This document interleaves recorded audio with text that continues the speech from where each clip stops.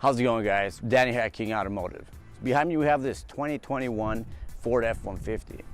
He had initially brought it for a 3-inch lift, which is what it has now. But then after the installation of the lift, the customer wanted a different style to go with it. So we ordered some 20x9 fuel blitz with some needle tire trail grapplers. By the time we put on these wheels, it's gonna be a whole different truck. Stay tuned.